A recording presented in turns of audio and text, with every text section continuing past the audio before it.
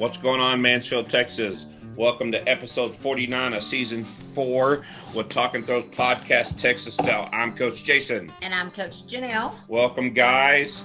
I hope y'all are doing well. Hope y'all enjoyed the first couple of episodes of season 4. We got an exciting guest for you tonight. First, we want to thank our sponsors for season 4, Texas Track and Field Coaches Association. You can go to ttfca.org for the latest in news in Texas track and field. The Winter Clinic is getting ready, and the Hall of Fame induction ceremonies. You can call 1-844-554-9654 or use code 2022TRACK for your discount room rates. The Hall of Fame and the dates for the Winter Classic or Winter Clinic will be January 7th and 8th. And I think that will be at the Great Wolf Lodge in Grapevine. And then also, too, there's meets being scheduled, indoor and outdoor meets for 2022. So go check out ttfca.org and get you entered in those meets. Also, fourthrows.com, quality implements priced right. Go to fourthrows.com, use Talking Throws 20 to get 20% off. I know that they have a turned up cast iron shot put for only like $20. If you're looking for practice javelin, practice hammers, packages on Discus, go to fourthrows.com and use Talking Throws 20 to get 20% off. Porta Circle, making throwing more accessible. You can use a Porta Circle in a basketball gym. We had rain today, so it was great to maybe go inside in the basketball gym or underneath the stadium or in your hotel room or even in your garage. Gives you great perception of fouling in the circumference of the rings. So Porta Circle, use Talking Throws 10 to get 10% off. Ready Up Athletic Development, ran by Zach Phillips at 512-507-8347. You can check him out at readyupad.com or follow him on Instagram or Facebook. If you're in the Austin area and you're looking for private lessons or any type of strength and conditioning, go to contact Zach Phillips. Then our new sponsor for season 4, Fiber Sports Discus. Welcome to a new way to get the distance. Fiber Sports Discus is taking the guesswork out of discus selection. It's just not about the rim weight anymore. You can contact Bruce Caldwell at 817-819-1472. And remind everybody, too, that the Thorn Factory has 2 locations, west at the Thorn Factory and east at the Thorn Factory. West is led by Coach Kai Smith. He's doing javelin lessons, shot, and discus lessons right now. So you can go to thornfactory.com to get his information, and feel free to reach out to him if you're in his area. And then east at the Thorn Factory is led by Coach Jarvis. He's looking to bring on throwers and wearers. So if you're in that Mesquite, East Texas area, be sure to reach out to Coach Jarvis, and you can find his information on the thornfactory.com. And then also, too, we have a YouTube channel now. So you can go to Talking Throws Podcast Texas Style to check out our first couple of episodes of Talking Throws Podcast on YouTube. I hope y'all like it. Any feedback that y'all want to give us, please do. I know it might not be the best situation as far as viewing, but we're going to try to make it better and make some changes as we go on. So please like or dislike, thumbs up, or even thumbs down if you choose. So I think we're going to get Coach Hayes to demonstrate everything that we talk about. So when we're talking about some of the podcasts, we'll get him up. Yes. Throwing some shot puts. Yes. Let us know if y'all think that would be a great idea. Those will be world records for sure. On episode 49, this young man just made the Olympic trials going to Eugene, Oregon. He has a 2021 PR of 197.5. In 2019, he was the D2 national champion in the discus out of Texas A&M Commerce. He was also a 2-time All-American at Texas A&M Commerce. He was also a 6-time All-Conference selection. What's a little unique about him is he actually threw all 5 implements at Texas A&M Commerce, and he's also a local kid, graduated from Mansfield High School. What's pretty cool about that, he only threw 2 throws above 158.10 feet, which was his PR, and then in a shot put, he had a PR of only 52.5. Please welcome to Talking Throws Podcast, Texas Style, episode 49, Mr. Joseph Brown. Okay. So, but I'll tell you this up front.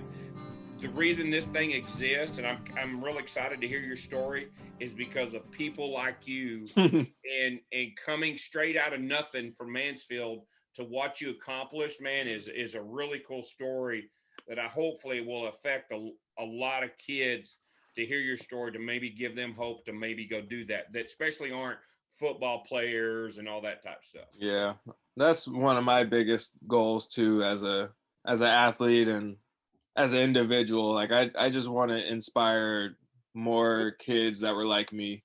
Good. Mm-hmm. All right, Joe. So I'm a little bit familiar with you from throwing with my daughter, but tell our listeners, when did you first start throwing the shot put discus? Was it Worley or Western Middle School here in Mansfield? I mean, and kind of who led you to get started with that?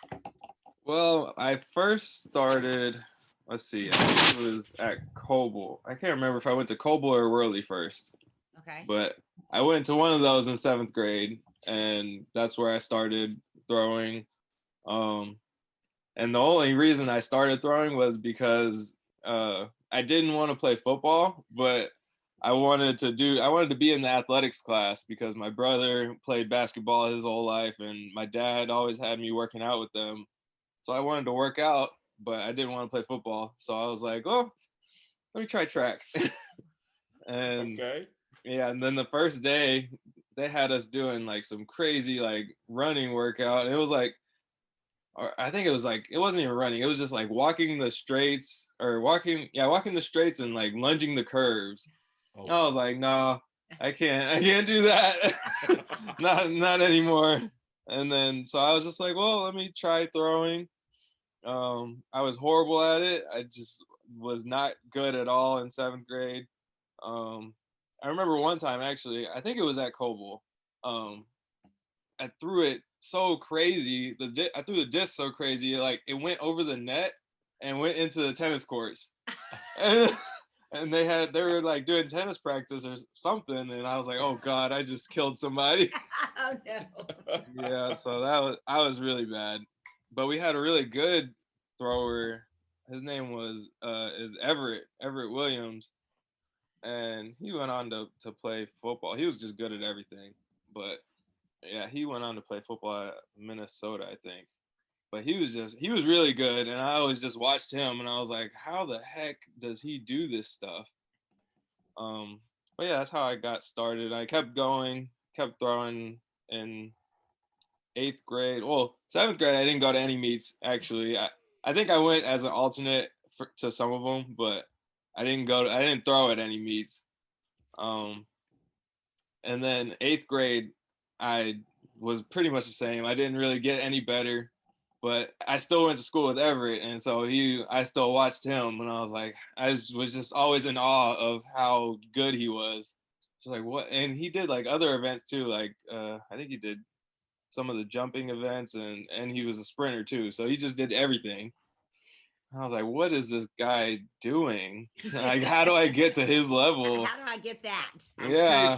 I'm curious, Joe, were you big for your size in 7th and 8th grade? I think like at that point I was a little bigger. Like I wasn't like huge, but I think I was like 5, like a mid 5 foot, like 5'4" or 5'5". Oh wow! I don't think I was 6 foot yet, but okay. And I was like 100, maybe 140 pounds. Oh, yeah, wow. I wasn't really that big actually. Yeah. Okay. So and you're watching Everett. Is it something that you were like coming home and studying with YouTube and stuff on the internet at this time? At this point, no. I had no idea about like anything. I really, yeah, I didn't really know much about anything in 7th and 8th grade. So I didn't even know like there was videos on YouTube. Oh wow! Yeah, wow. And this was like before, like a lot of throwers were like on social media, and this is before I was on social media too. So I didn't really have any resources like that, and I wasn't smart enough to even think about going on YouTube and looking it up. Wow. Was there any coaches that you looked up to in that 7th grade that kind of mentored you to kind of encourage you to kind of stick with this? Is just kind of a little, I know you looked at Everett, but wasn't there an adult figure that kind of motivated you a little bit? No, honestly, I can't even remember who my coaches were back then. So Okay, thank God it That's wasn't. why Thank God it wasn't Coach Stockett. he didn't come through Wester. Yeah. Yeah. But nobody really was like, oh yeah, you should stick with this, except for my parents. My parents were like, oh yeah, you can go to the Olympics one day. Oh, I was like, good. yeah. So I was like, okay, sure, that sounds good. So have your That's parents awesome. always been supportive of you?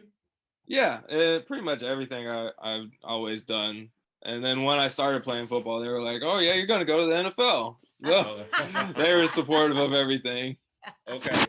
So That's awesome. so we get into your freshman year. You go to Mansfield High. Um, is that when you started getting bigger and stronger, and starting to develop your interest into throwing?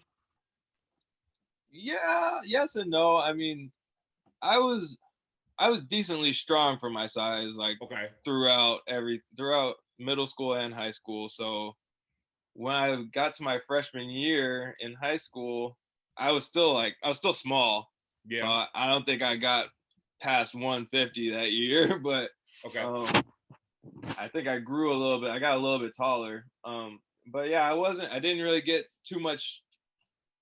I want to say I didn't get too much stronger, but Gotcha. I was still at a good strength level for my size.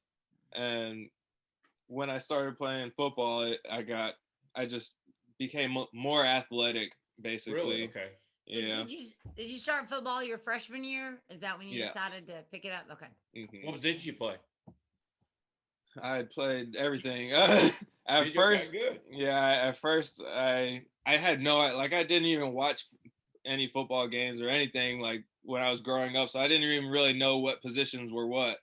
And Okay. so I just got thrown into it, and I was like, well, let me try everything out. So Good for you. the first day of practice of 2 days, I think I was a running back, and then I was a free safety. Okay. And then I think after the second or first week, maybe I got moved to a lineman, Oh wow. and I got Very stuck as a lineman. versatile. Yeah, I got stuck as a lineman for the rest of my Oh. career. So your freshman year in the spring when track came around, I'm probably guessing you probably threw JV, right? So we had varsity JV and then a Oh, freshman y'all did. Okay. group. Okay. Or no, actually we didn't have freshmen. That was for football. Okay. I'm getting everything mixed up. I didn't go to any meets my freshman year actually. Yeah, I still Really? wasn't good enough. Yeah. Oh, wow. Yeah, so they had us split up as for our throws group. They had the people who returned, and then the freshmen and the people who just weren't really good.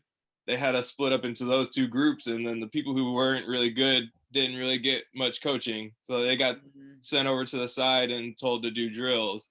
And so I was in that group, and I was hurt for like the beginning half of it. Okay. I'm curious. Of course, you were doing both shot and disc. Did you kind of favor one over the other in all these drills, and had an aptitude for one over the other? I always thought I was better at the glide and shot put. So Uh-huh. I was like, well, I'm pretty good. Like I got the footwork down in this, but I always seem to do better at discus. Okay. So I had a conversation with the coach, I think my senior year in high school, and he was like, "Do you want to switch over to just doing one and focus on one and not do the other?" And I was like, "No, I want to do both." And so I kept Okay. doing both. Yeah. Good. Who are your throwing coaches? Because I know they changed, I think, hmm maybe throughout. Who did you start with, and then who did you finish with there at Mansfield High? So Coach Stout was the coach the entire time. He was there the entire time, Right. but he he became the head coach at some point, and he was always like coaching a lot of other events. So he split time with us, so we didn't really get much time with Coach Stout, and he was really good. Like he knew what he was talking about, and he was my favorite coach. But then we had Coach Cogdill, and he was pretty much there for my whole freshman year, my whole sophomore year, and I want to say my junior year. And then my senior year, Coach Trotter. Coach Trotter Yeah. came, and he became the throws coach. And so it was Coach Trotter. I think Coach Cogdill was done with it. He went to powerlifting only. Yeah, he did. I think that's right. Yeah. Yeah. And so Coach Stout was throughout the whole process, but he was on and off. Like he was splitting time with everybody else. Wow. At what point did you start developing to be good enough to actually go to the meets and participate? I want to say that was like my sophomore year. I started going to the meets, but I didn't really do good. But then my junior year, I was on JV and I was just beating everybody. Really? Yeah. I don't know what happened, but I just started winning everything on JV. Did you grow? Was it weight room stuff that you were doing? Was it football? I think I got I think I got stronger and I got bigger. So I think I was probably like 170 maybe at that time. Still not big at all, but yeah. I think I grew, I got taller. But I just really I started learning the technique more, basically. Really? Okay. Yeah. So you rotational discus and then glide shot putting at this time. Mm-hmm. Yep. Oh wow. Wow. And was there at this time, you said earlier you wasn't really researching on the internet and stuff. At this time, your junior year, was you trying to do, some own self-coaching and filming and doing all that stuff to try to develop? Yeah, at that point, I was Coach Stout he always made us watch film on YouTube. Okay. And that's when I learned there's videos on YouTube that I can watch. And so I started watching YouTube videos. But even at that point, I don't think there were many people breaking stuff down on YouTube. Yeah. And so it was basically just, he told us to pick our favorite thrower from the old school days. And so I picked Mac Wilkins and Ulf Timmerman. Okay, good ones.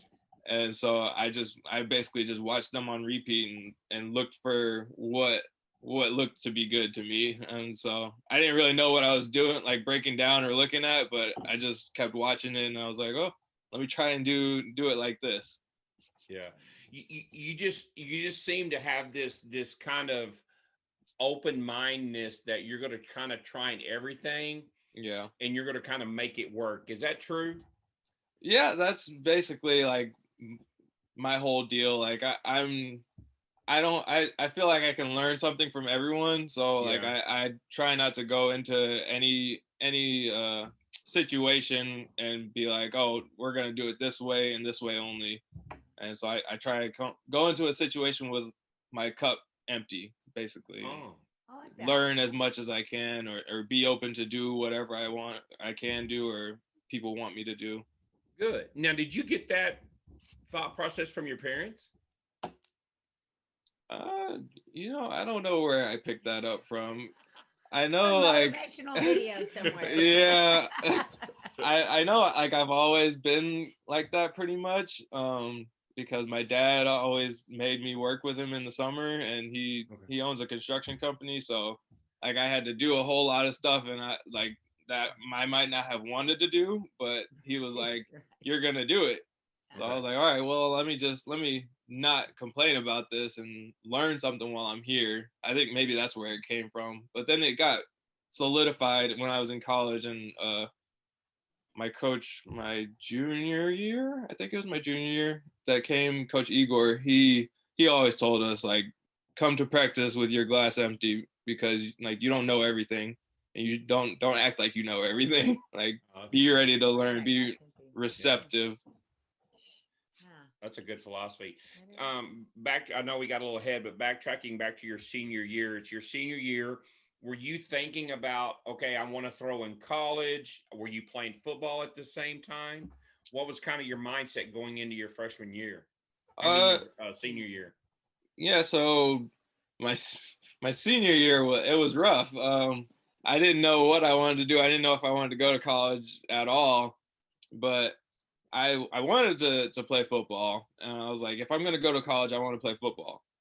And then football season came and went, and I didn't have any looks really. So, and at that point, I didn't even know that you were supposed to like be getting recruited your junior year. And Okay. I was already too late. So I was like, whatever. But I started getting a couple offers. I got a couple offers to go D3 and some NAIA ones. But they were just like really expensive. So, and D3 you can't get an athletic scholarship. And so but they were offering like a half ride for academics, and it was still like $40,000. And I was like, okay, I can't do that. But then I started emailing coaches myself, reaching out to college coaches for track. And, did you? Okay. Yeah, so I reached out to a bunch of D2 schools and a couple D1 schools. But I figured like I wasn't good enough to go D1 because I didn't even make it to state. So I was like, well, I'm not going to waste my time. How did you, now I know you threw as a PR, you threw 158.10 and shot put was 52.6. So our listeners have a picture of how you were your senior year. What place did you get in district? Do you remember that your senior year? Did you go to regionals? Yeah. I want to say I won district. You won, okay. I feel like I won district. I'm not sure if I actually won district. Okay. But I know I got 4th at whatever the second meet is. Area meet? Yeah. Probably an area meet, yeah. Okay. Yeah, I got 4th in both in shot and disc at area. And then so I just barely made it to regionals. Yeah. And then I think I didn't make it to finals in discus, but I made it to finals in shot at regionals. Yeah. It was a crazy competition. There's something stuck in my eye. Okay. Sorry. Okay. But yeah, it was a crazy competition. I'd never seen. There was one guy from DeSoto that was always like dropping bombs and shot put, and he was like the best I ever seen. And then there was this other guy who was left-handed, or he's ambidextrous actually, and he threw shot both ways, and he threw over like almost 58 or 60 with left-handed, and he threw like 50 right-handed. And I was just like, these guys are crazy. Like, what is going on? So just describe your technique a little bit. Were you getting left out of the back in the discus and a big kind of hop or jump into the center on your right foot? How was your discus technique your senior year?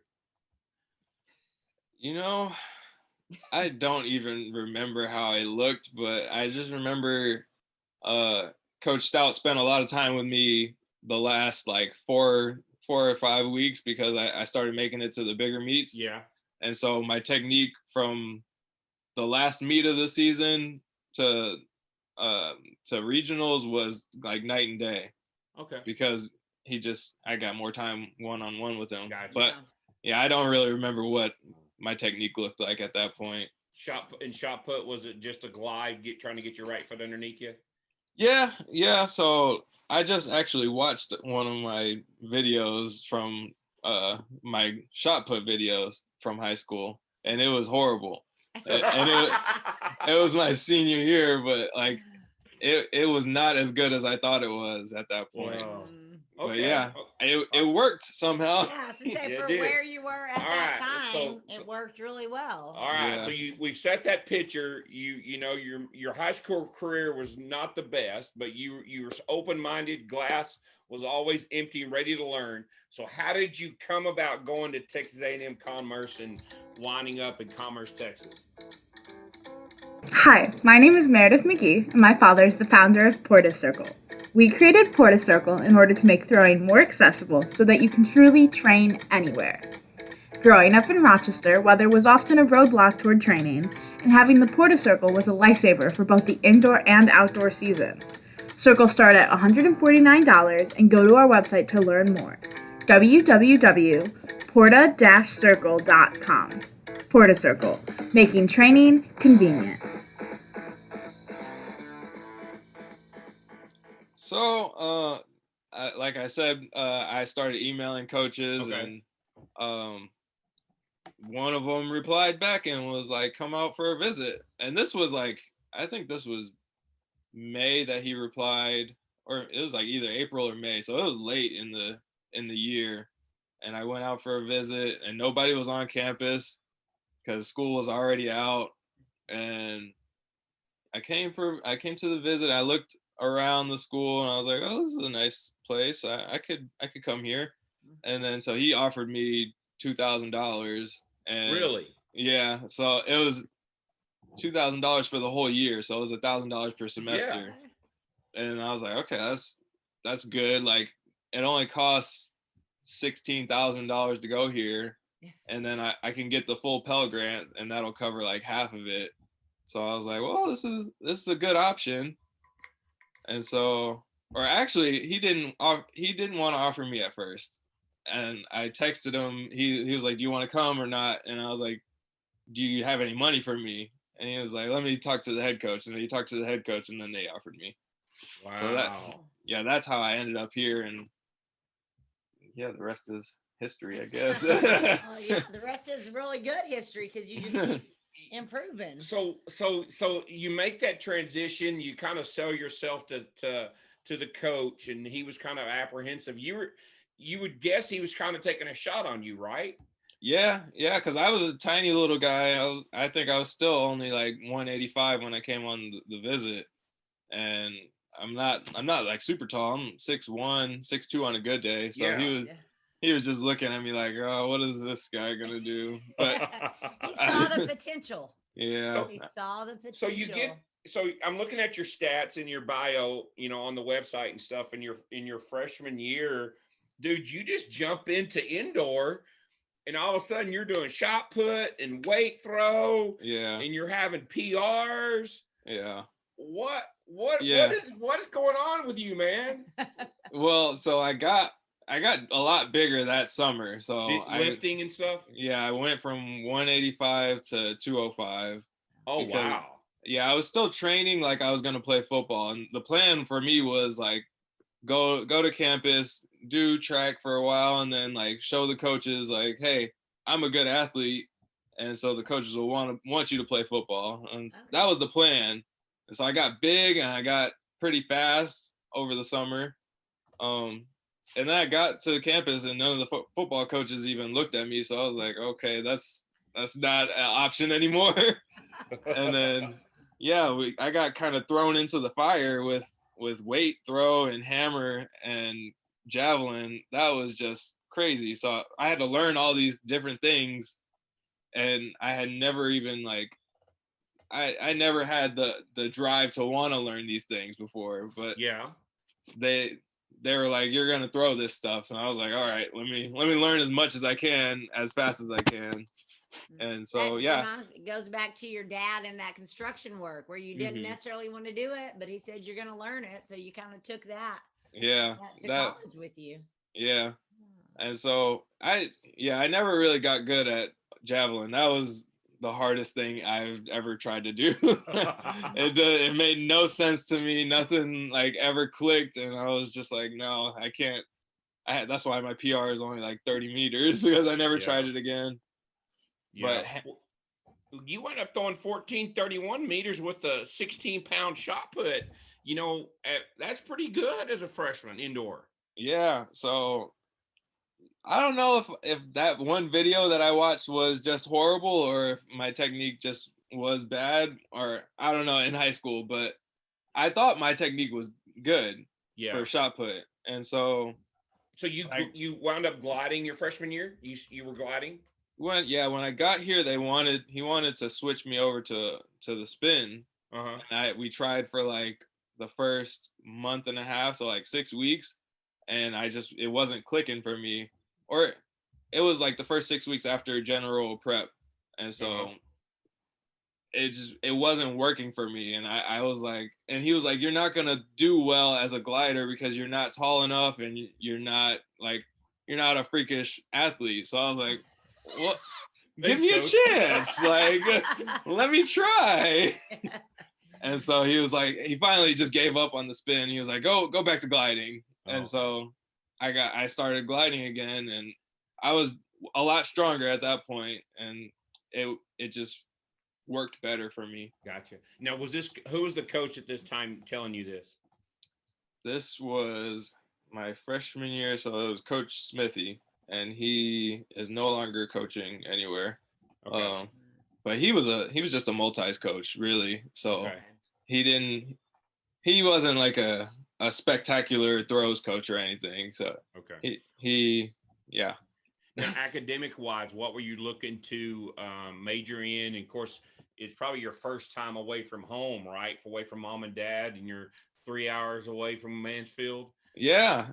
So academics wise, I again, I didn't know what I wanted to do. I didn't have any plans or anything, so I just picked the most general, broad major I could think of, and I knew I wanted to do something like related to business, like maybe own my own business. And Mm-hmm. so I was like, let me try general business. That seems like a broad subject. And so I did that, and really, like, I was always good in school. So like Okay. school wasn't the hard part for me, but I want to say I don't want to like make it sound easier than it was, but my first semester was really easy, and then my second semester just hit me like a sack of bricks because it was I guess I got into my harder classes, and so I started like falling behind. I wasn't sleeping right because I was always hanging out with my friends, and we had fun basically as a college freshman, and stuff just started falling behind and lagging. So I didn't really take anything serious. I was just having fun. Hey, Hey, that's- that's part of it. So Yeah. so let's go to outdoor of your freshman year. I'm looking at your bio. You appeared in 7 meets, shot put, discus, hammer, and javelin. That's Okay. impressive right there. Even if you didn't like the javelin, that's impressive. You're throwing at that many events. Yeah. How did you? All right. So walk us through. How did you practice all 4 events during the week, and what was determined of what you were going to do in competition on the weekend? Well, our practices were mainly like shot put and discus. That was what I did the most. And so hammer, like we did a lot of drills the first like 2 months trying to learn how to throw hammer and learn the footwork. And then javelin we did maybe like once a week. Okay. So hammer we did like every day for the first 2 months. Javelin we didn't really touch on it until like after the first 2 months. Shot and disc we did drills all the time. And then so I think I did shot and disc both every day Okay. for maybe 3 or 4 days a week. And then I would do like drills for hammer at the end of practice, and then maybe one day out of the week we would go down to the jav runway and practice jav. But when it comes to like what I was gonna throw at the meets, I had no control over any of that. It was the coach. He was just like, You're gonna do everything, or you're gonna do whatever I tell you. Yeah. Was the 2K from the 1.6, was that a big jump for you? Did you have trouble? Did you or did not have trouble with that big jump in weight with the discus? You know, not really, because I got really big, or not really big, but a lot bigger than I was. So I didn't really notice the size difference in shot or disc. Wow. Okay. Yeah. So you just all of a sudden hit the growth spurt right at the right time. Yeah, basically. I guess so. You could just kind of say you were a late bloomer. Yeah.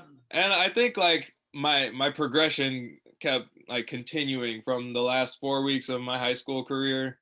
Like I was on a really good path, and I feel like if I would have stayed on that path, I would have gotten a lot better. But I felt like I stayed on that path coming into my freshman year. Good point. And so I kept on growing and learning off of what I had already started.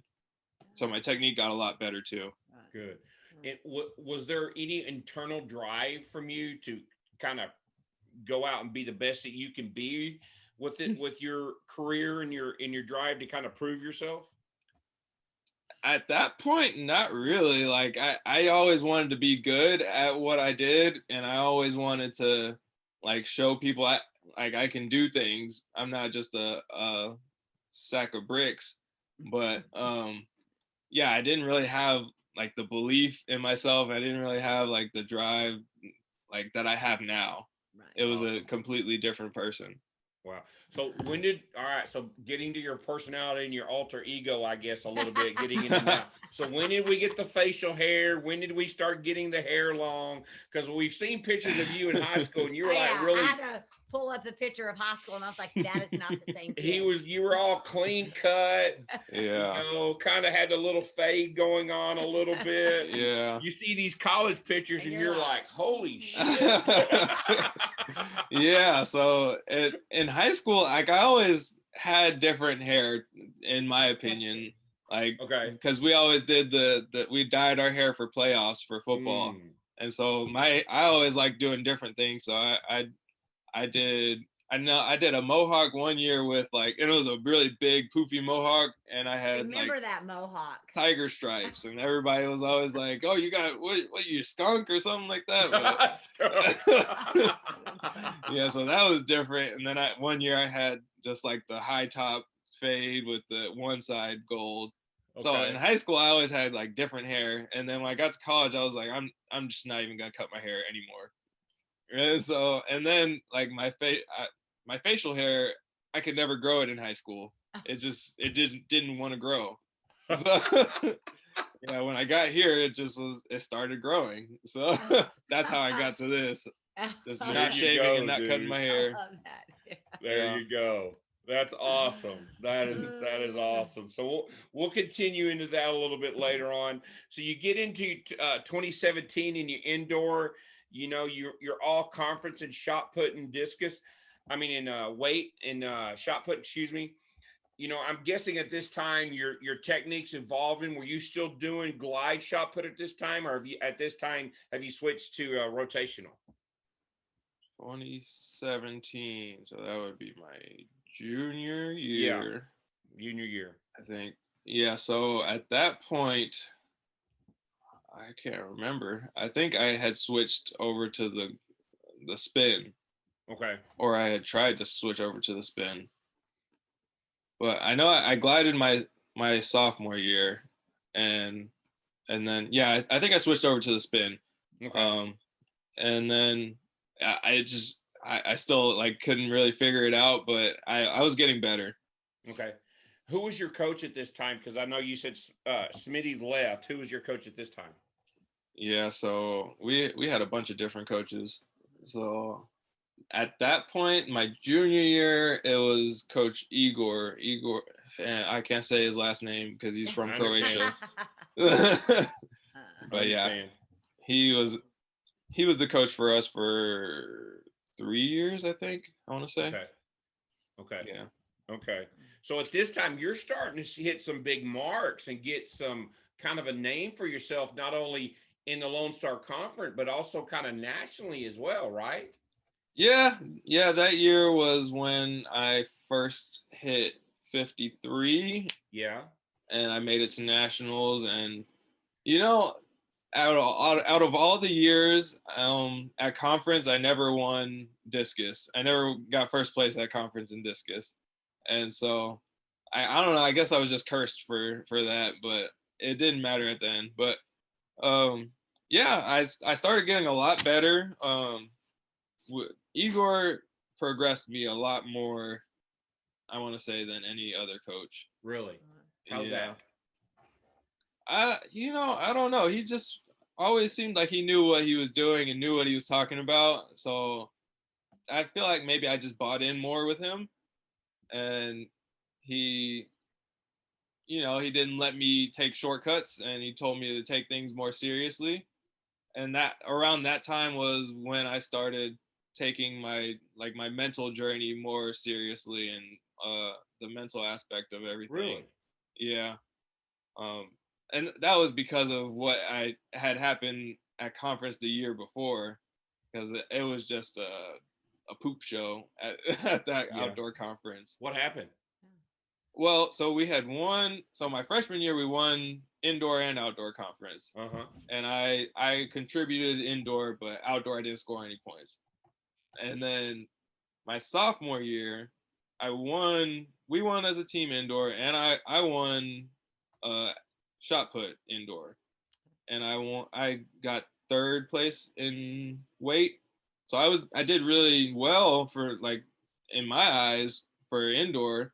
Yeah. So I was coming off of this high horse, and I was like, oh, I'm gonna do great at an outdoor.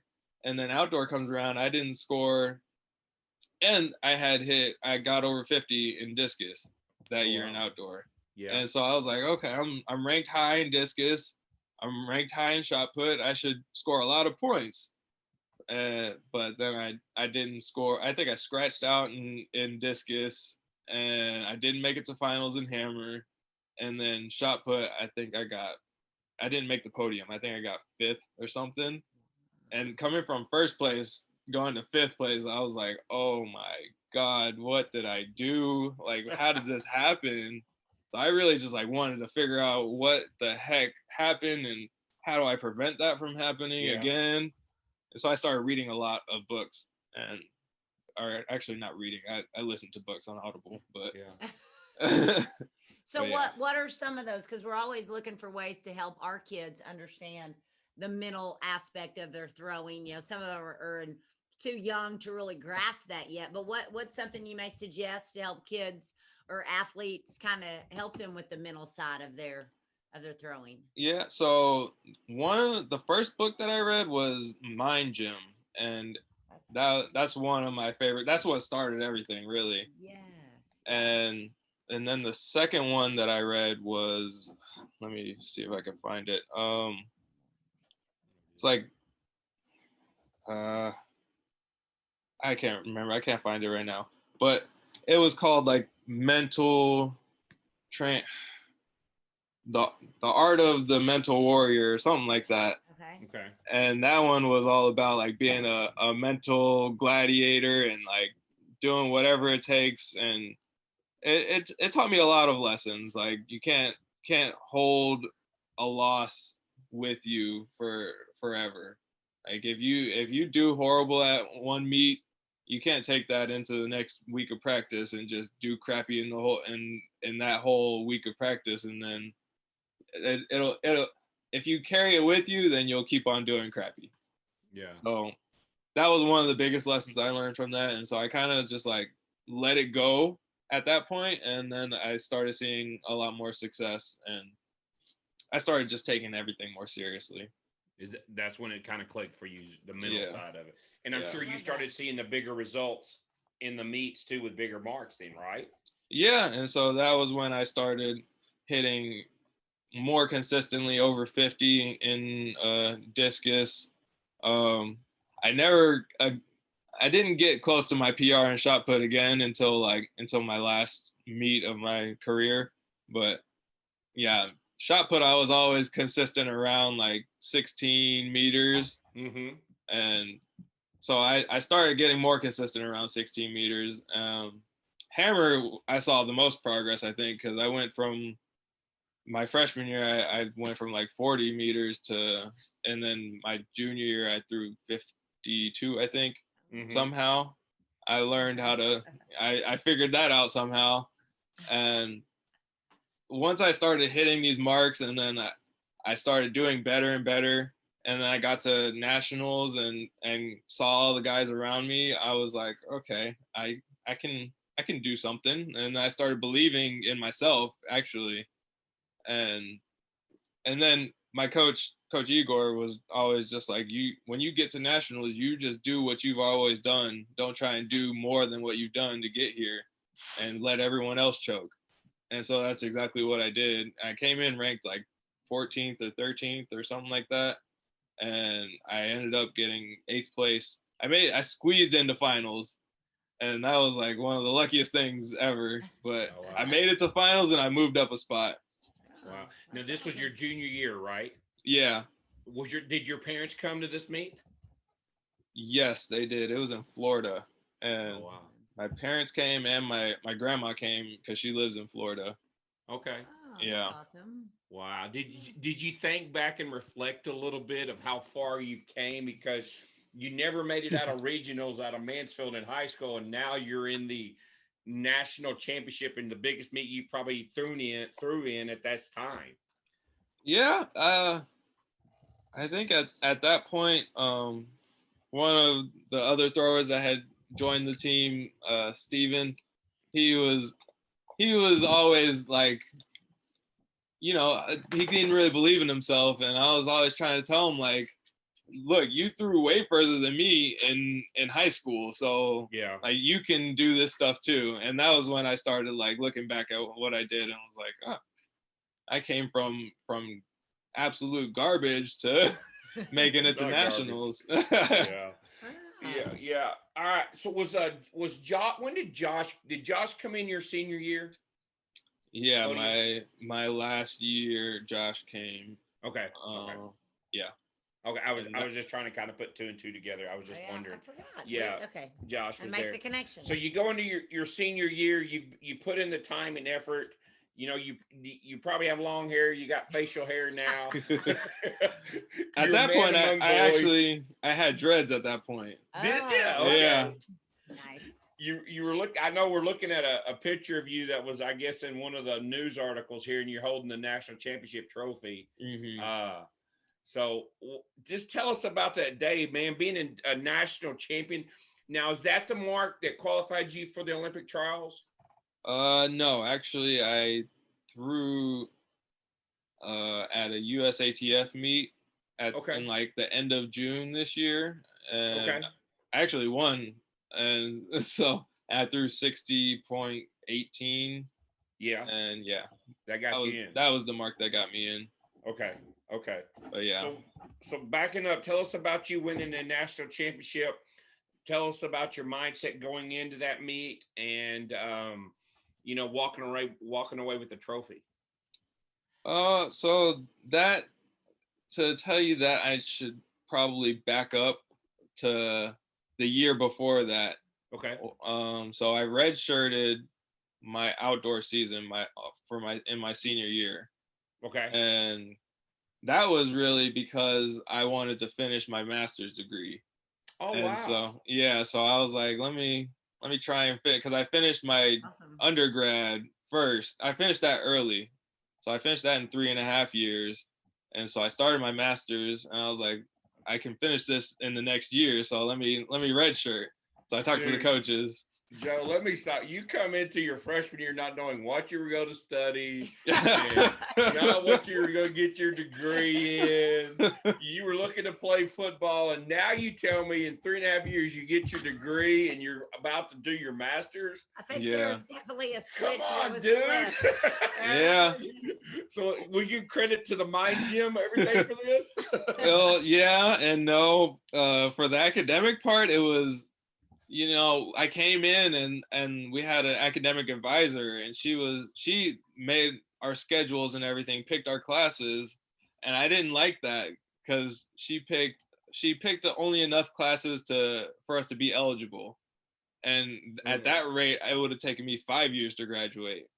And so when they let us pick our own classes, I picked like the most I could pick, and that was my mom, actually. She was like, you need to be on top of all that and get on top of your academics. She's like, you take control of your schedule, not somebody else. And so she made me do all that and graduate early. And I was like, okay, that works. And so then I started my master's, and it was being paid for by the school. So I was like, this is awesome. Yeah, that is awesome. Let me finish this. And so then I talked to the coaches, and I was like, I got 8th place at nationals last year. I feel like I can do better. And I want to finish my degree. So could I redshirt my outdoor year? And so they were on board. I get another year of training and whatever. And so indoor comes, and I won in the weight throw. I won conference in the weight throw. And I was doing really good in weight, but I just missed nationals by 1 spot, and I think it was 1 centimeter. Oh, wow. And that happened to me so many times. But so I missed nationals, and I was like really upset. And I think at that point, like, a switch flipped in my head, and I was like, no, I'm gonna win next time. I'm gonna win nationals. Good. And then so I was like, yeah, let me take this a lot more serious. And so I stopped doing all my extracurricular activities that weren't helping me get to where I needed to be. I started trying to go to sleep a lot more. Well, I always slept a lot. That was one thing I always did, but I tried to sleep better hours, but that didn't always work out. I started taking my diet a lot more seriously, and my mental training. And so going into the summer, I was doing all that stuff. I tried to get like a lot stronger and a lot more flexible and everything. I lost my train of thought, but yeah, I was doing all that stuff, and I started meditating that really? summer. Yeah, and I started visualizing what I was gonna do, or actually, I didn't start that summer, but I started doing it more consistently that summer. Gotcha.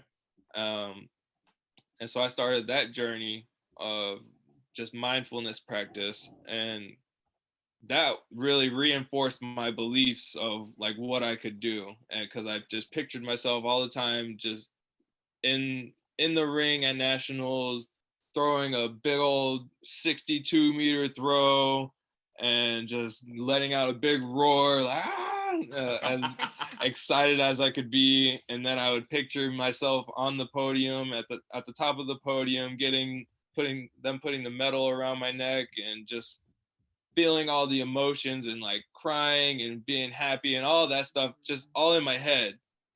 And I did that for the majority of the summer.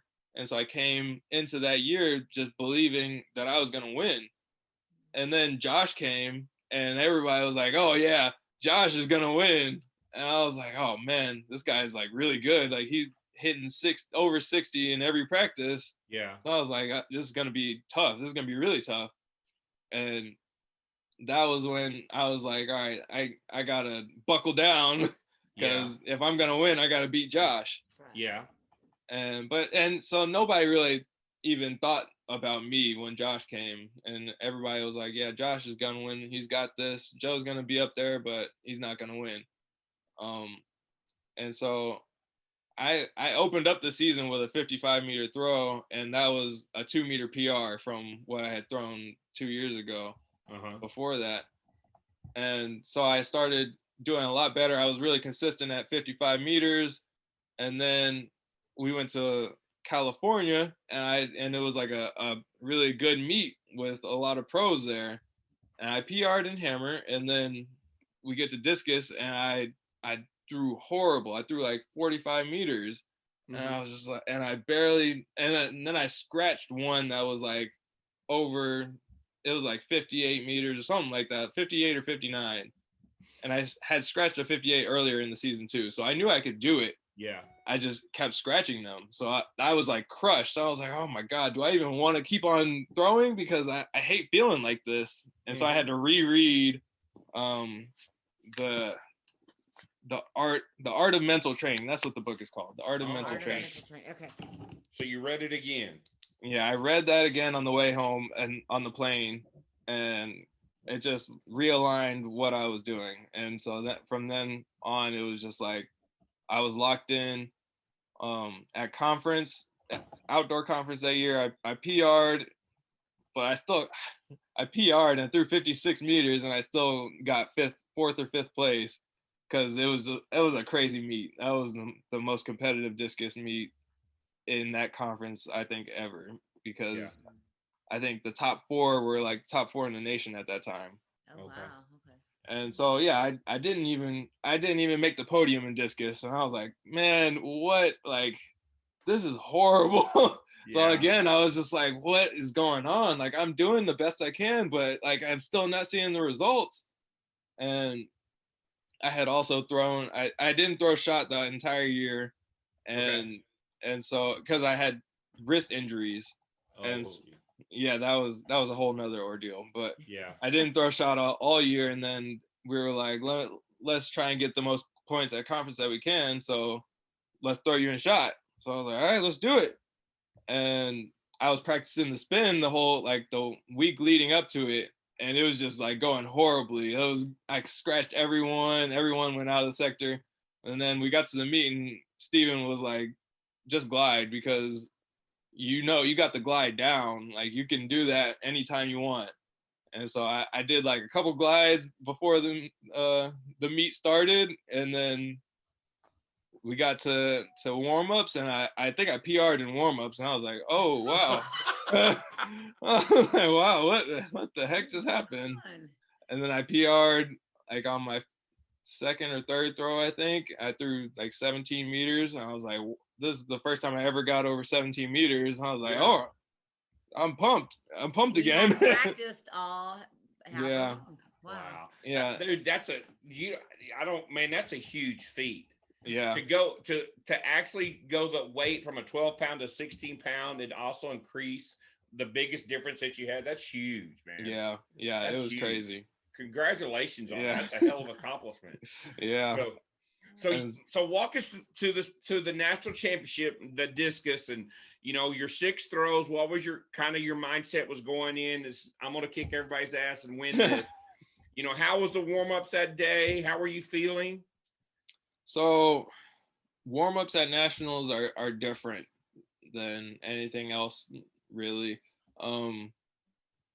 Leading up to it that week, I had horrible practices. All of my throws were just trash.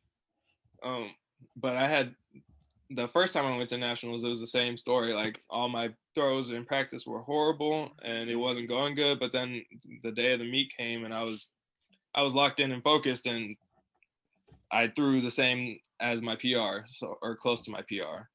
So the day of the meet came around and I was like, all right, I had bad practices, but I've done this before. Like I've been here before, I hadn't been to that actual place, but I've been to nationals before. I've been at this level. I've been through this. And so the day of you warm up on your own, you do your own general warm up. And so I did it in the gym. I always throw like a little rubber ball, and it's weighted. I think it's a baseball tool, but it's a little rubber weighted ball. I always brought that with me to every meet so I could do throws. And so I brought that, I threw that in the gym. I threw until I felt comfortable in my technique. And then it wasn't much. It was like maybe 10 throws max. And so I got that general warm up done, and I was in my head the whole time. I was like, I know what I'm doing. I've been here a million times before in my head. This is the day that it just happens in real life. And then you go to the tent, the check-in tent, and you have to sit there with all the people you're competing with. And so we got there, we were sitting down, everybody was just chatting it up and laughing, having a good time. And we were just relaxed basically. So I was relaxed, but I was still doing like movements and like little dynamic warm-up movements, still trying to stay loose and keep my mind at ease and calm myself down. So then they walk us over to the field, and the field is like, it's like a 5-minute walk, because throws fields are always all the way in Africa. But yep. Yes. So they walked us over to the field, and it was a long walk, and I was just thinking the whole time, like, this is the time, this is it, this is the time to do it. Like, it doesn't matter who's here, who's your competition, you're doing what you plan to do. And so the warm-ups in the ring start, and I feel great. I feel like I think I felt great. It's all a blur after they walked us over, but they walked us over, and I think I had some good throws warming up. I really don't usually take many throws, so I don't imagine I threw over 3 full throws to warm up. I think all of them, I saved all of them. That was one of the biggest things, like me saving the throws. So I felt good in the ring, felt confident, I knew what I was doing. I had been there before. I'd been there in my mind. Then the competition starts, and I think I threw like 52, and that was already like I had matched what I threw at nationals the time before. Yeah. And so I was like, all right, that's a good start. Like, Yeah. I can't always start with a 55-meter throw. And then, and I think I was leading at that time. Oh, were you? Okay. Yeah, so I was leading the competition. And then the second round comes around and I'm not leading anymore. I think, I don't remember what I threw second and third round, but I think one of them was a 54. And Josh had he had scratched two of them, I think, and he threw like 50. I want to say he threw like 52 to get in the finals, and so he got into finals, thank God. And I was like, oh, he's just like you relieved me. Like I was stressing out for Josh because he was struggling. Yeah. I was like, come on, man, like we got to get 1 and 2 here. Yeah. Because at that point I was trying to in my head, I thought we could win as a team. Yeah. Because we had a really good team, a lot of people that were supposed to win. And so I was like, we got to get 1 and 2 for the team. So he made it to finals, and I was like, oh, thank God. Like a lot of stress lifted off of me at that point, but I was still like in the zone. Like if you ever see me at a competition, I'm always just like screaming at myself and really just bark. Yeah, I just like bark out of nowhere. And it's a sight to see, but it's so where did this come from? We may need to find footage of All right, somewhere. continue with the story. We'll back up to that a little bit later on. So I don't, okay, we'll get back to that. But yeah, I was just like walking around, like pacing back and forth, just barking and just grunting for no reason, just because I was excited and trying to channel my energy. And so then it comes to round 5. I had already thrown, comes around 6, and the guy from Kingsville was leading, and he had took the lead. I think he took the lead maybe the second round, so he was leading throughout the majority of the competition, and he was like my biggest rival in everything. So me and him went back and forth in weight, in shot, in discus, and everything. So it was always either he won or I won in all the competitions. And so he was leading. He had thrown 58 meters, or either 58 or 59, and I was still at like a 54, I think, or 55 maybe. I'm not sure, but I was a lot lower than what he was at. And so it comes to my last throw. I'm second. I'm in second place. So I was throwing second to last. And so I was like, I got to put the pressure on him. Like I gotta do so well that he's gonna choke. And so I get in there, and in my head I'm like, you've done this before. This is the time. This is how you execute it. And in my head, it was really crazy, because in my head, like when I was meditating all those days, I had always seen the order in which how it would go down. And so like in my visualizations, I always saw I was going to be leading at first, and then on the last throw I was going to take the lead again and win. And so I always thought like the last throw was going to be 62. That was the number in my head, 62 for some reason. And so I was like, this is it. This is 62 right here. And I got I did my entry, and I got to the middle, and I was like, this is it, 62. And I felt like really good. I was like, you got to hit it as hard as you can. And so like, I didn't care where I ended up. I was just like, go, you're going. And I hit it, and I don't think I knew like as soon as it left my hand, but if you watch the video, like when I see it get like halfway, I was like, yeah! Just like screaming. Because when it got halfway, it was a crazy wind too. So that was a big factor in it. Like if you could hit the wind right, you were gonna win. And so I I don't know if the wind just stopped at that moment or if it was it was different out in the sector, but it got halfway and it kept going. But like all of Josh's were like getting halfway and dropping. And so if you got past halfway, you were good.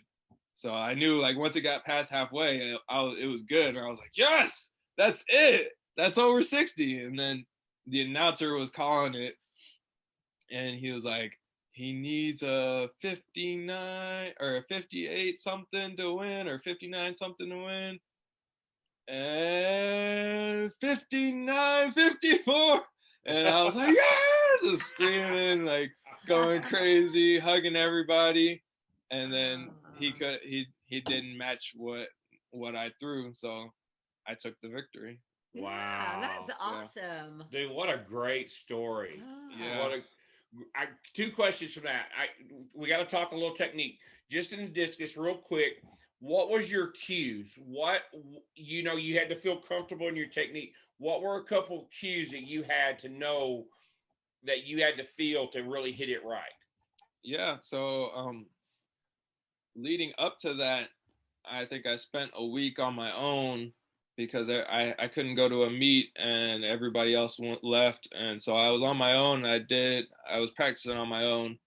And so in my head, I came up with, or just refined my cues to 3 specific points that I knew would help me. And it was to get my right foot down in the middle, to wait until my left foot hit the ground at the front to do anything, and then to finish all the way through the middle. And I narrowed it down to like 3 words. I think it was right, left, finish, or something like that. Maybe right, wait, finish. Mm-hmm. And so it was just those 3 cues, because I had a bad habit of drifting over to the left side of the circle because my hips my hips just floated in the air for some reason, and I always ended up on the left side of the circle, and a lot of times I didn't finish all the way through the center, and so my throws would either end up right sector or I would pull it left sector. Mm-hmm.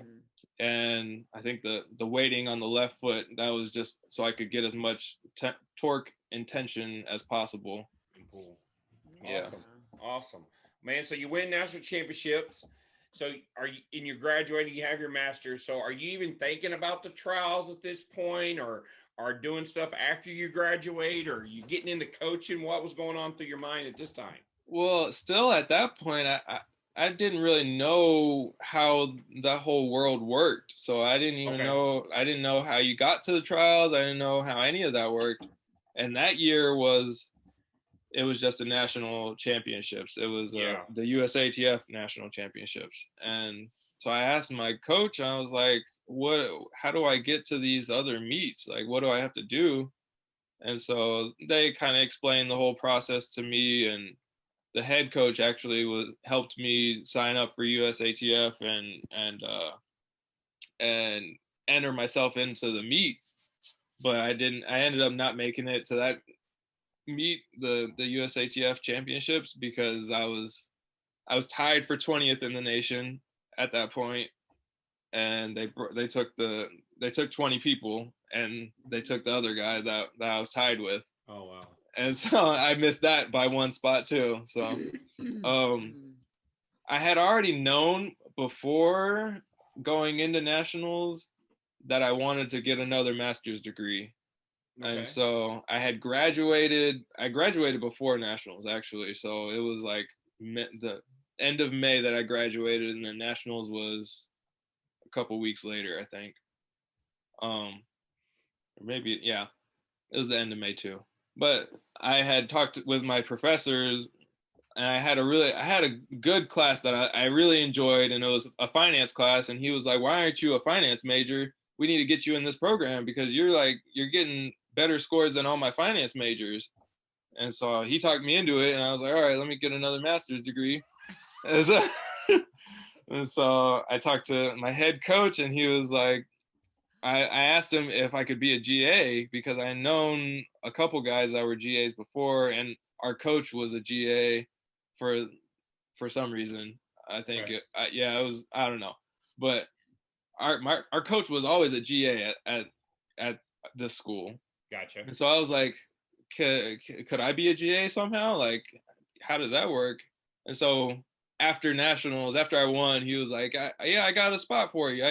I talked to so and so, and we figured it out, and you're gonna be a GA. So I became a GA after that next year, and I was still training. And in my head, I was like, I want to get to the trials. I want to go to the Olympics. But then COVID happened, and I got stuck doing nothing for good 4 months. I think 4 or 5 months. Were you in Commerce when COVID hit, or were you home?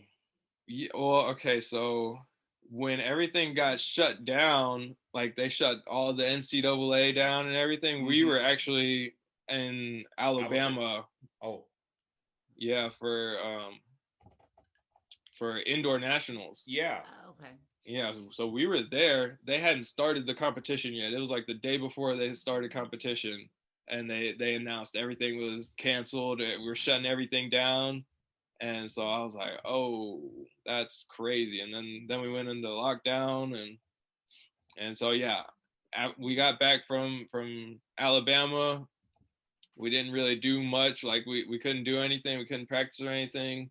And so I was still practicing on my own. I was still living here in Commerce. And then I got kicked out of the throwing field, and the police were like, "You can't be here." They locked the gates. I was like, "What? I can't be here? I'm a coach. What are you talking about?" Do you know who I am? Yeah, like I've been here for 5 years now. You're gonna kick me out? But they kicked me out, and I was like, "All right." And then they put a lock on the gate. They locked the gates up. Oh, wow. Yeah, so it was serious. And I was like, all right, this got really serious. Yeah. And Oh, then wow. and so I was still practicing. I was doing drills underneath our stadium. Yeah. Because I had the keys to the locks over there, so I could get in over there. Go ahead and lock it. I got keys. Yeah. That's funny. I don't know if I'm supposed to be telling people that, but I think it's okay now. Yeah. So I was practicing over there, and then they sent everybody home. They sent all the athletes home, and so I was like, oh, okay, I'm on my own now. And I think I practiced for like another couple weeks, and then I just they shut the rec down. That was where I was working out, because they shut our athletics weight room down. Yeah. And so then they shut the rec down, so I had nowhere to work out. So I was like, well, I guess I'm going into a break, Oh, because wow. I just had nowhere to go. So I was like, well, let me just. There's no competitions happening. Like I can't. I'm training for nothing right now. And then the news came out that the Olympics were postponed, the trials were postponed. So I was like, well, I'm just training for nothing right now. So at that point, we went into lockdown here in our apartment. Me and my fiance, we went into lockdown, and we did some home workouts like every day. Yeah, but it wasn't really like I didn't really get any good training in. And then I went to my parents' house, which is in Mansfield, and we stayed with them for pretty much the whole summer. And I started working with my dad again and doing construction. So I didn't really train at all for the whole summer. And I got back into it, I think like end of July, maybe beginning of August. I started training again. Wow. And it was difficult. So Yeah, when it's did hard you to get back So going. when did the hitting the 60-18, where was that at? That was in Prairie View. Oh, it was. Okay. Yeah. And that was this year? Yeah, that was this year at the end of June. Okay. So, Okay. or not the end of June, maybe the middle of June. Okay. And that was like your last chance to get into the trials. Yeah, I think the deadline was like a couple days after that meet to enter. So like, Wow. and I was sitting, I don't know what I was sitting, but I was sitting where I wasn't gonna make it. at that point. So I was like, it's either now or never. Like I either have to hit it now or I'm out of luck. I'm not gonna continue throwing. And at that point, I didn't know if I was even gonna continue throwing after this year.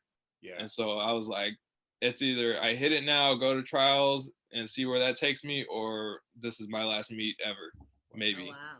Okay. So is that the only time you've ever thrown over 60 meters? Yep. And that was on my last throw, my very last throw at that Really? meet too. Yeah. I like to wait till the last second. But Dude, yeah. last one, best one, man. That's right. Last Yeah. one, best one. Yeah. Wow, that's awesome. So you hit the 60-18, you get the qualifying. So walk us going to the trials, and there's Mathis and Mason Finley and Legend Hayes and Turner Washington and all these U.S. greats that are supposed to be going to make the finals in the Olympics. And here's you from Mansfield, Texas, only through 158 in high school. Yeah. Were you Yeah. were you grunting and screaming, or were you like, oh shit? That was a different experience because at nationals it was like I got to a place where my first time at nationals was like, it was kind of similar. Like Yeah. I got to this meet that I've never been to with all these guys that were like top in the nation and throwing all these crazy distances, and Josh Sarochin Yeah. from Harding, he was actually at that nationals my first year. Uh-huh. And we're pretty decently good friends now, but he got second place, and like I had looked up to him for forever because my freshman year I came in and he was just dropping bombs, but he was like a legend to me. Yeah. And I was like, and so that was kind of like me going to this meet and seeing these guys. And so I had kind of had like some experience in that situation. Yeah. And at the meets that I went to this year, I saw a couple of these guys. So I competed against a good amount of them actually. So it wasn't my first competition against a lot of them, but then again, there was a lot that it was my first competition against. And I was coming off of this win at this USATF win, and I was like, I'm doing good. I'm in a good spot. And I had thrown Prairie View to Eugene, Oregon. Yeah, so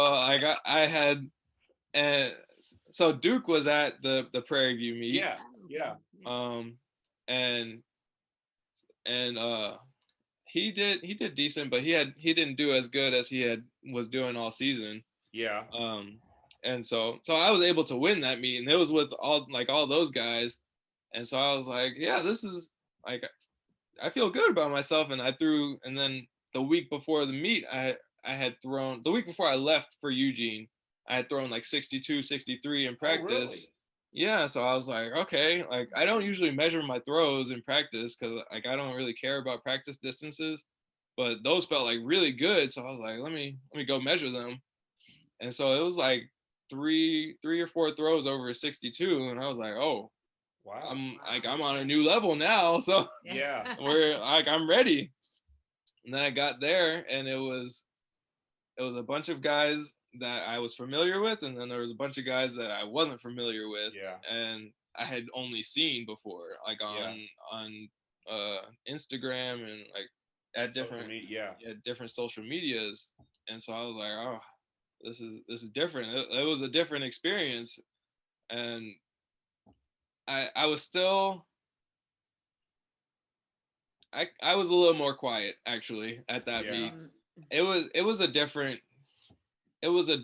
experience for me, like competing wise. Like the week or the meet I went to before that meet, the USATF meet in Prairie View, I was doing all the hooping and hollering and like cheering people on, and like I was trying to make friends with the guys and like encourage them. And so I was having a lot more fun at that meet. At this meet, like I didn't really know the guys, so I was like, do I cheer for them? Do I not cheer for them? Yeah. And then I was also like I gotta do as good as I can, so I can't focus on cheering for other people and having a good time. And I think that was my biggest mistake. Like I wasn't having a good time. I was Okay. just like, I was very tense. I got there like a couple days before, and so I was probably still jet lagged. My nervous system wasn't accustomed to that. Yeah. Mhm. So I felt like I had some good throws. My technique felt good. I was like, yeah, that felt good. And then it was like 52, and I was like, oh, okay, never mind. I don't know what happened there. And I was like, let me try a little harder next time. Same distance, 52. I was like, oh, all right. And then I realized in my head, I was like, oh crap, it's only 3 throws. I gotta make it in 3 throws, or I'm not going. I'm not going to the final. And I was like, all right, let's put a little more oomph into this one. This is your last throw. I tried it in 53. I was like, okay, I got a meter more, but whatever. Yeah. I still didn't make it, but yeah, it was crazy seeing those guys that I had only seen on Instagram. But I didn't like, in my head, I try not to put people on a pedestal anymore, Yeah. because I think that was one of the biggest mistakes I had made when I was younger, and I saw these guys, and I always thought of them as like legends, and Mhm. like these guys are mythical. They're mythical creatures Yeah. because they're throwing so far, and that's not something I can do. But then once I stopped believing like they're a different breed, that was when I was like, oh, I can be one of those guys. Like, they're not different than me. They're just a person.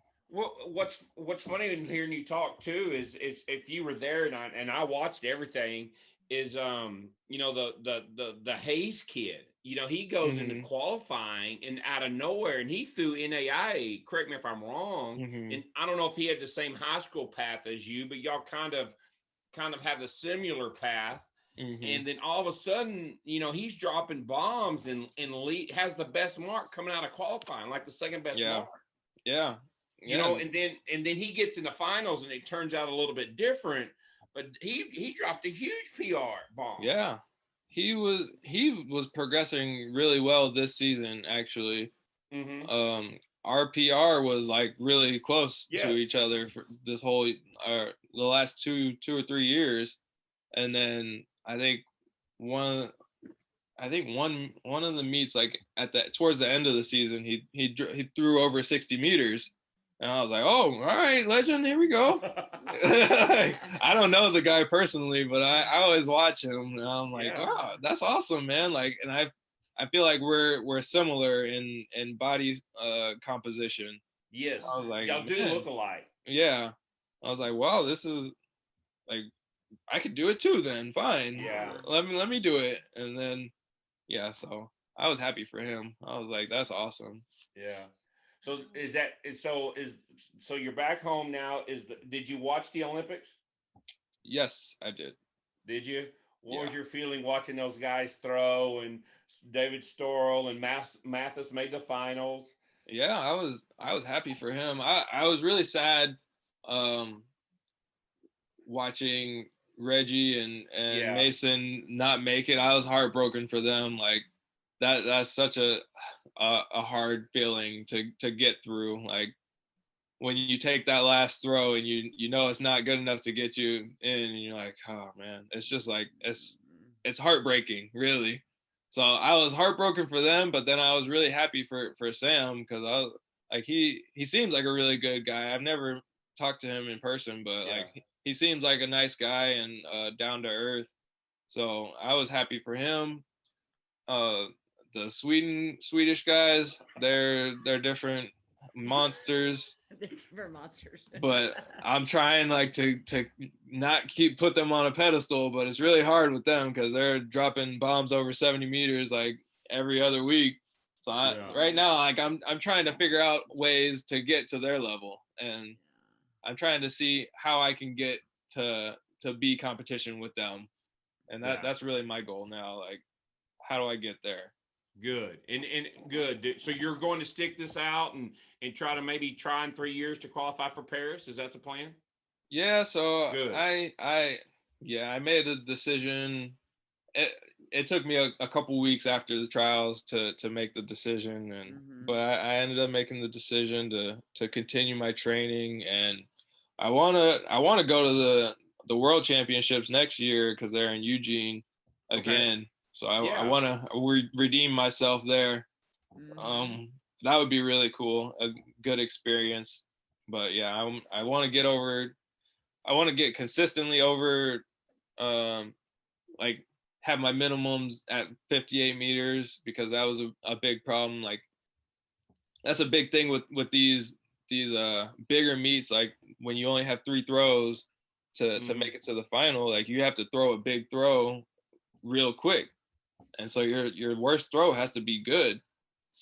And so that's one of my biggest goals now is to get my worst throws over 58 and then try and get more consistent, try and break my PR and have a good consistent season with my best throws of every meet over 62, 63. That's where I want to get to.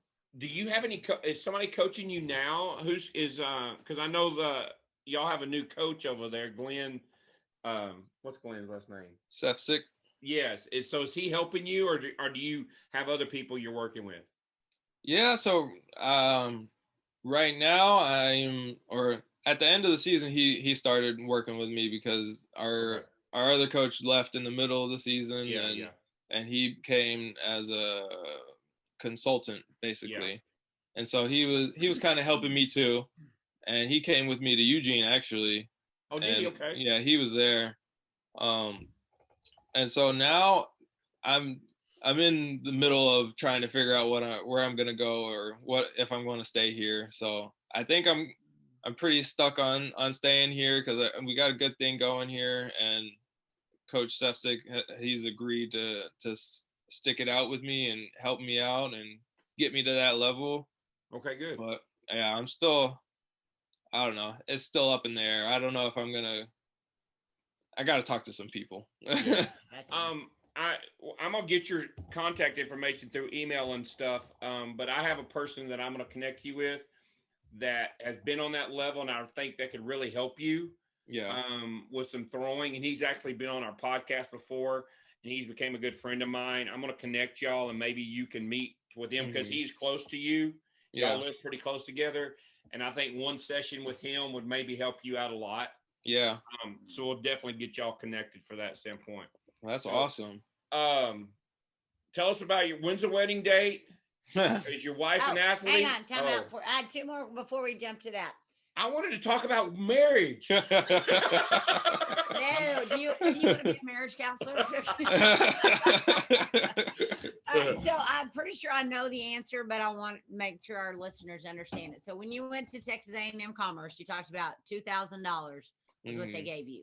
I'm assuming you got a little more as you improve throughout. Is that you don't have to give us amount, but just so the kids understand as you continue to get better, then they can offer you more money. Yeah, so that was the deal the whole time really. Okay. That was what enticed me. He told me that if I score points at conference, then I can get more money, and then if I score points at nationals, I can get even more money. And so as the time went on, I ended up getting everything covered by the school. And so by my last year, everything was covered, and then they actually covered everything when I was a GA too. So good. And you have 2 master's degrees. Yep. What are those in? The first one is an MBA, so master's in business administration. The second one is in finance. Okay. Wow. Yeah. That's awesome. Yeah. Wow. So long term, when you're married and you have kids and you're coaching your kids in throwing, what are you going to open your own business, be a financial consultant? Man, what are you going to do? Well, basically I do that for my fiance right now. So like she's the breadwinner really. Like she makes all the money.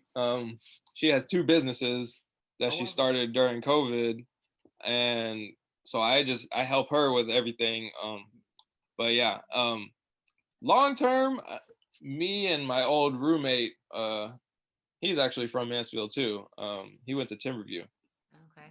We had made plans to open up a training facility long term. I don't know if he still has those same plans, but I still have those same plans. And I want to open up a training facilities for some like emerging elites and younger kids to get them a good foundation, because I think that's a big thing that's missing in a lot of younger kids. Like they don't really have good, or I don't want to say they don't have good coaching, but the coaches don't have time for them.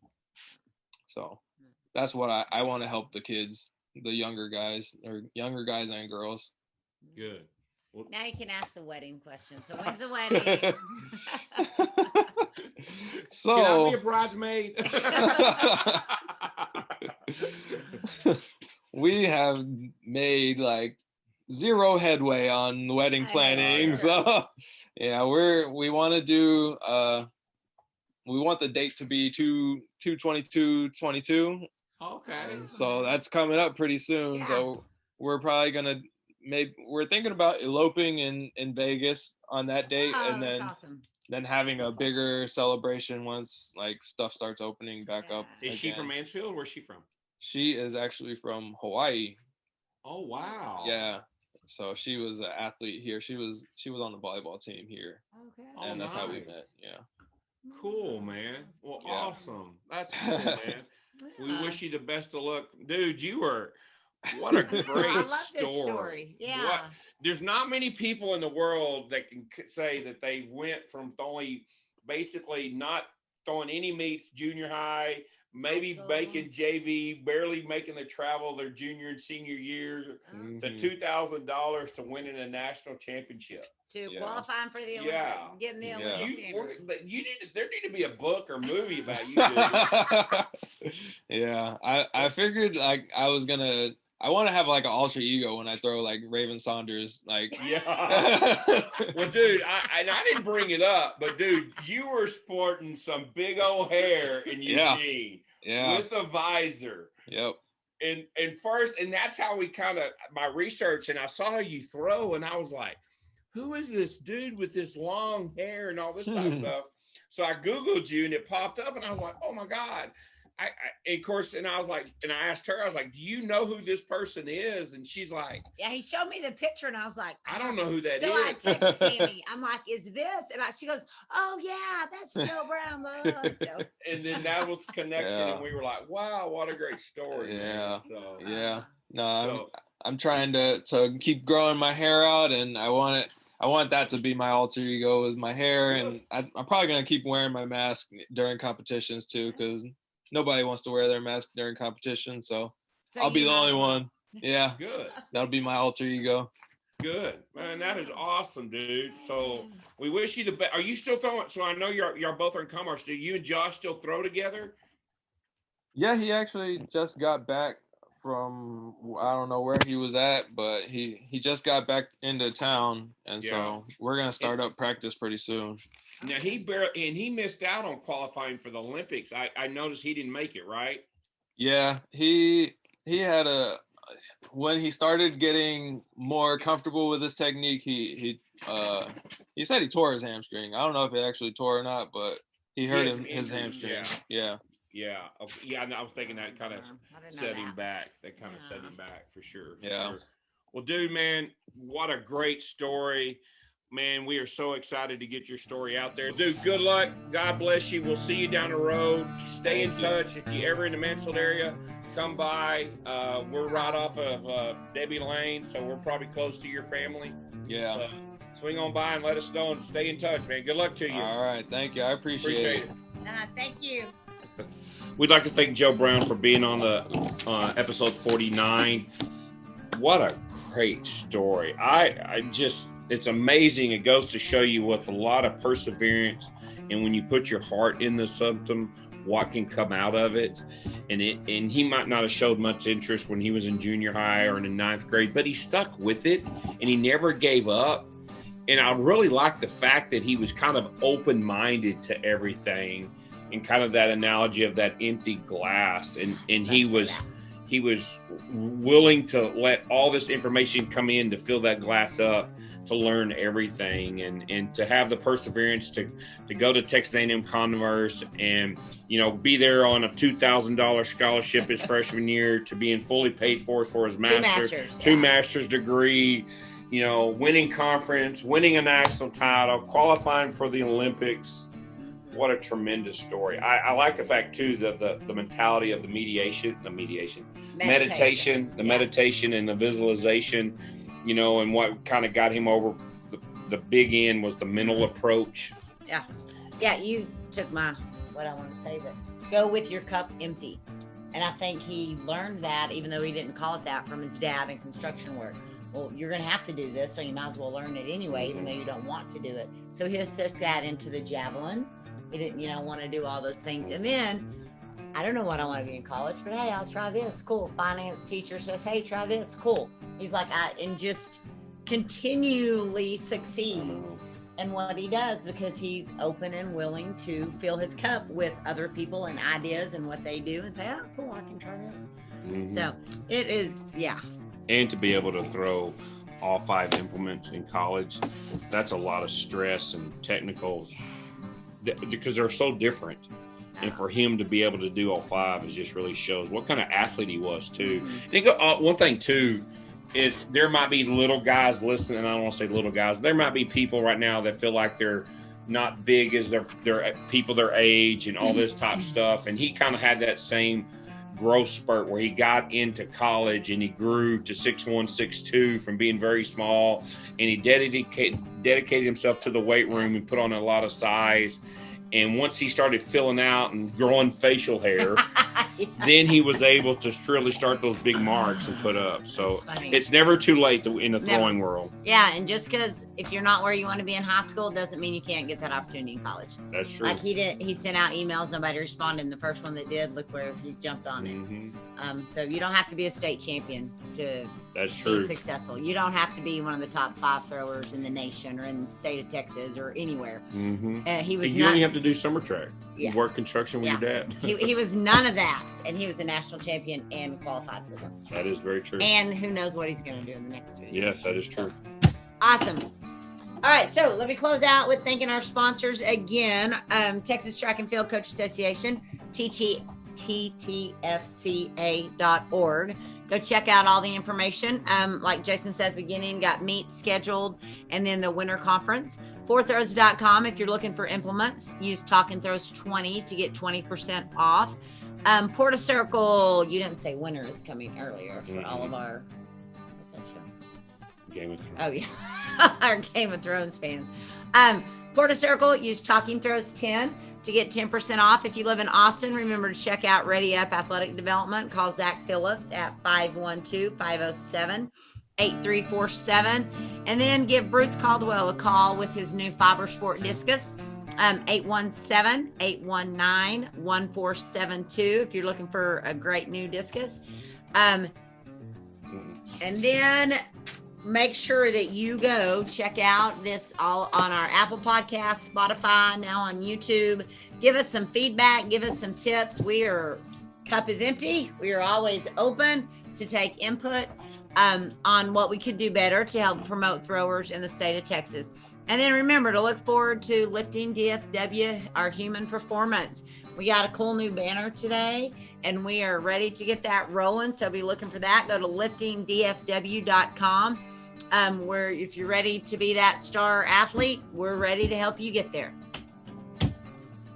That's it. Y'all take care.